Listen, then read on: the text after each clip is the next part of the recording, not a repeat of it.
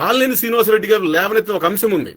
జనసేన పార్టీకి నామినేట్ పదవుల్లో అన్యాయం జరిగింది, తీవ్రంగా అన్యాయం జరిగింది చెప్పేసి ఆయన ఒక అంశాన్ని లేవనెత్తారు. దాని గురించి మాట్లాడండి. 152 షాపులు ఎన్నో ఉంటే మిడికి మన ఇవి ఉన్నాయి కదా, మనకి రేషన్ షాపులు, చౌక దుకాణాలు ఏమైతే ఉన్నాయో దానికి సంబంధించి ఒకటే జనసేనకి ఇచ్చేవండి. దాని మీద డిబేట్ పెట్టండి అండి. అలాగే స్థానికంగా ఎన్ని పదవులు ఇచ్చే డిబేట్ పెట్టండి. అలాగే టీడీపీ ఎమ్మెల్యే వచ్చేమో రియాజ్కి నేను వడా ఇచ్చాను అంటున్నాడు. రియాజ్కైనా ఒంగోలు వడా ఇస్తే మరి పవన్ కళ్యాణ్ గారు ఏమి ఇచ్చినట్టు? ఇప్పుడు వడాలు రాష్ట్ర స్థాయి కార్పొరేషన్లు అవన్నీ కూడా రాష్ట్ర స్థాయి కోటాలోకి వెళ్ళినాయి. జిల్లా స్థాయి కాదు, నియోజకవర్గం కాదు, అది రాష్ట్ర స్థాయి కోట. ఆ రాష్ట్ర స్థాయిలో ఉన్న మొత్తం అన్ని లెక్క పెట్టుకుని జనసేనక 3-4 ఇచ్చినట్టున్నారు, మొత్తం మీద ఒక కోట అనుకుని ఇచ్చారు. మరి రాష్ట్ర స్థాయి కోటాలో పవన్ కళ్యాణ్ గారు రియాజ్ గారికి ఇచ్చారా, లేకపోతే ఎమ్మెల్యే గారు సొంతంగా ఇచ్చారా? ఎమ్మెల్యే గారు సొంతంగా ఇస్తే టీడీపీ కోటలు ఇచ్చినట్టు, మరి ఎమ్మెల్యే గారు ఒంగోలు కూడా రియాజ్కి ఇస్తే ఆ టీడీపీ కోట అవుతుంది కదా, జనసేన కోట ఎలా అవుతుంది? పవన్ కళ్యాణ్ గారిస్తే జనసేన కోట కదా. దాని మీద మీకు కొద్దిగా క్లారిటీ ఇవ్వాలి, ఏ విధంగా అంటారని చెప్పేసి. మీరు బాలినేని శ్రీనివాసరెడ్డి గారు లేవనెత్తిన ఆ ప్రశ్నలకు సమాధానం చెప్పండి. ఆయన వైసీపీ కోసం పనిచేస్తున్నాడు, అది సమాధానం కాదు కదా. సమాధానం చెప్పలేక పిచ్చి పిచ్చి వాగడం అంటారు.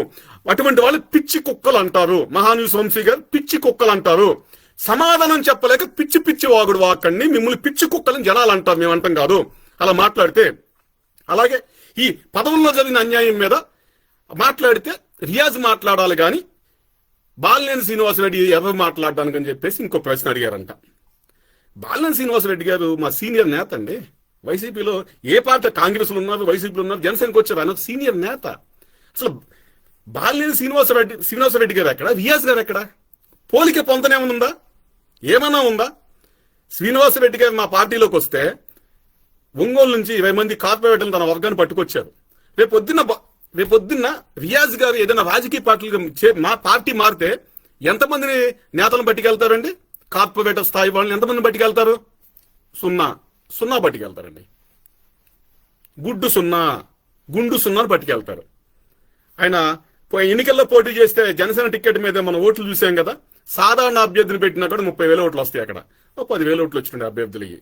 ఆయనకి సంబంధించి, ఆయన సామాజిక వర్గానికి సంబంధించి ఇస్లాంపేట పరిసర బూతుల్లో 17,000 ఓట్లు ఉంటే ఆయనకి కేవలం 74 ఓట్లు వచ్చినాయి 2019లో ఆయన చరిష్మాతో.